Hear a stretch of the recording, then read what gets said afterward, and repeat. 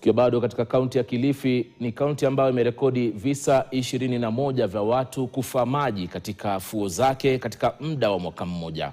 Kulingana na afisa mkuu wa idara kukabiliana na majanga katika kaunti ya Kilifi, Nekesa Opicho, waathiriwa wengi ni wanafunzi kutoka maeneo mengine ambao wamezuru fuo hizo pamoja na wavuvi.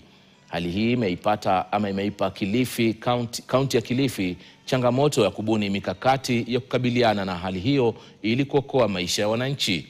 Kufikia sasa zaidi ya wapigambizi 140 wamepokea mafunzo na watahudumu katika maeneo ya Mtwapa, Kilifi, Watamu, Mayungu, Malindi na Ngomeni, kukiwa na mipango ya kuwapa mafunzo wapigambizi zaidi.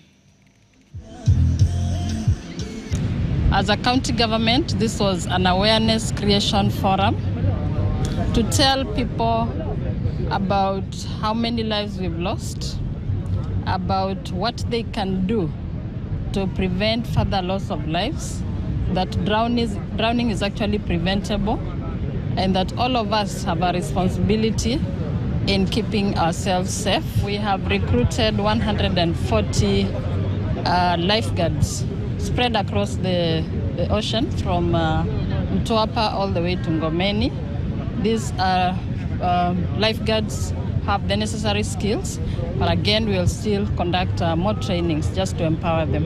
For this year 2025, from January to now, Kilifi County has recorded 21 incidences that are marine related, and out of these incidences we have lost 16 people, with casualties numbers being at 34.